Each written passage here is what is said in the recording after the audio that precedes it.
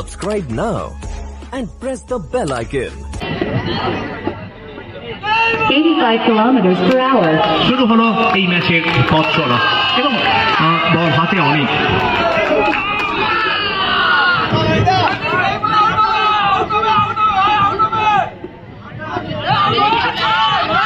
92 km/h দ্বিতীয় বল থেকে 4 run এলো এবং কম্পায়ারদের বলবো যেন আমরা যেখানে বসে 90 km/h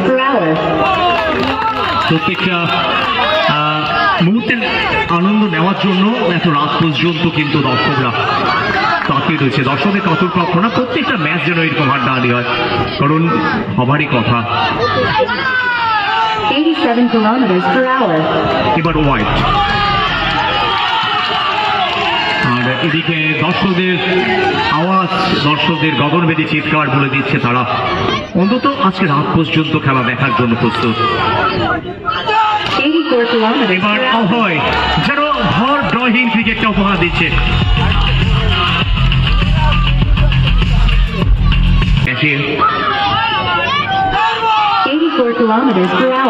আমরা দেখেছিলাম কিন্তু অনেকে ভালো বল করতে, আমার ওয়াইড এত মানুষের শোরগোল, এত মানুষের চিৎকার। 92 km/h এবারও কিন্তু সফল হয়েছে। টার্গেটটা ছিল 77 km/h এবং রান চুরি করে নিলেন। ওভার শেষ আম্পায়ার জানিয়ে দিলেন অন্তত অক্ষত এবং running between the wicket. 77 km/h প্রথম বলে ওয়াইড, এদিকে অনফিট আম্পায়ারের ডিসিশনকে কিন্তু চ্যালেঞ্জ জানিয়েছেন, আর যেখানে তৃতীয় আম্পায়ারের এদিকে 108 কিন্তু km/h সাকসেসফুল। আর বলতে বলতে অভয়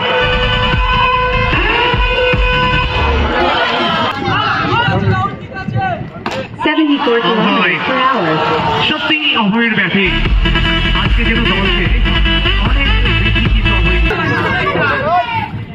72 km/h 74 km/h YSC versus Howrah মহাকালের মধ্যে গ্রুপে খেলা চলছে লিগ পর্যায়ে। 74 km/h অভয়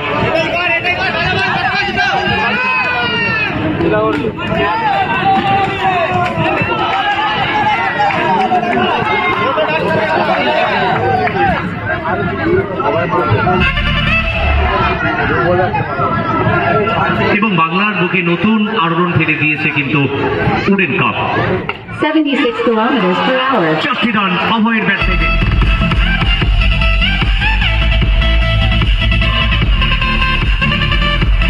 শেষ বল 77 km/h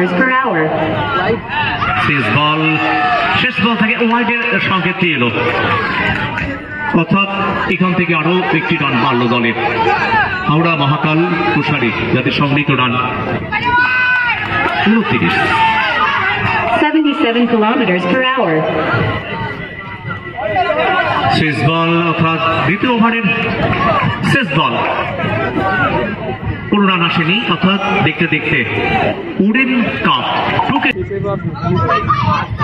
88 km/h নতুন ওভারের প্রথম বল বাহুরের প্রসারণ, অর্থাৎ রানের কথায় 1 রান যোগ হলো, এনে রান সংখ্যা 30।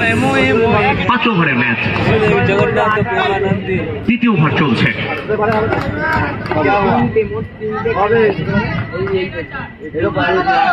92 km/h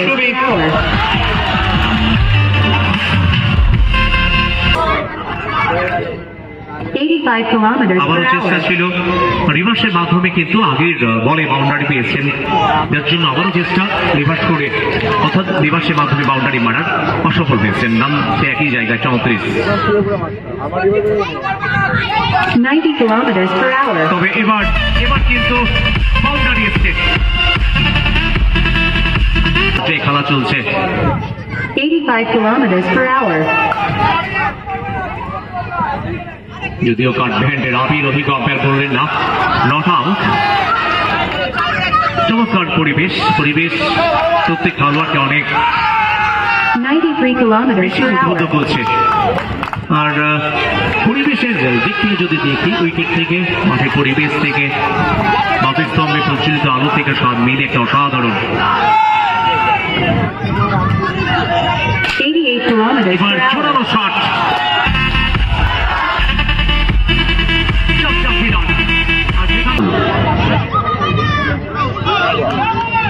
তবে অভয় যেভাবে ভয় ডরহীন ক্রিকেটটা উপহার দিচ্ছে গোটা টুর্নামেন্টে, প্রথম ম্যাচেও ভালো ব্যাটিং করেছিলেন।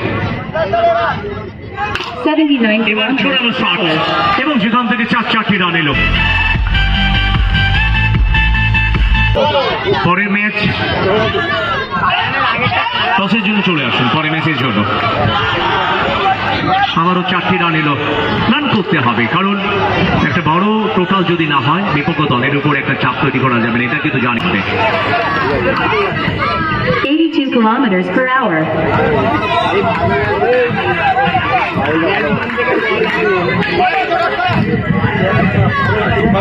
Next match little giants. 6 kilometers per hour.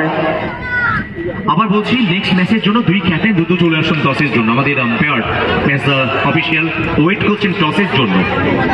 রাত বাড়ছে, কারণ যত তাড়াতাড়ি আসবেন টসের কাছে এগিয়ে থাকলে তাহলে কিন্তু নেক্সট ম্যাচটা আরো দ্রুত শুরু করা যাবে।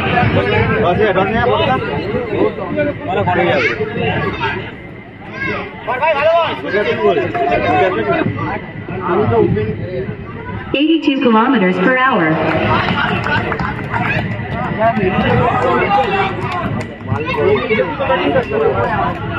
এই ম্যাচের পরেই আবার দেখবো আমরা সেই সমস্ত খেলোয়াড়দের দেখার জন্য আমরা 97 kilometers per hour. প্রথম বল, নো বলের সংকেত।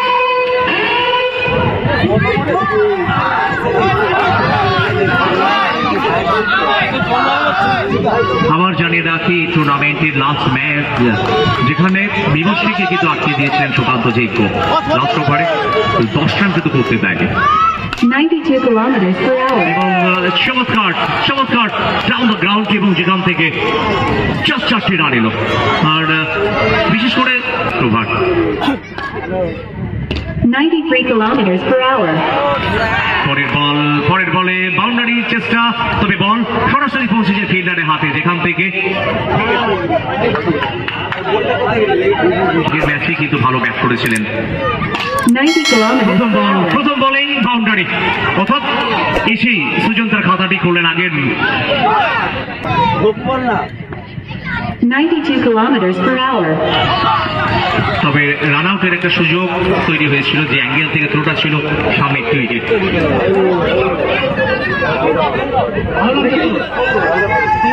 সৌরভ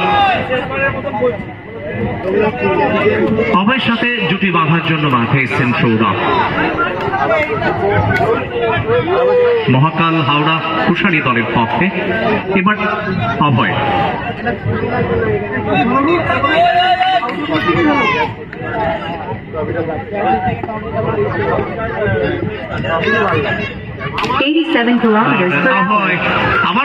আবারও কিন্তু তিনি বাউন্ডারি মারলেন, বাউন্ডারি মাধ্যমে রান পৌঁছে গেল দলের, অর্থাৎ হাওড়া শেষ ওভার।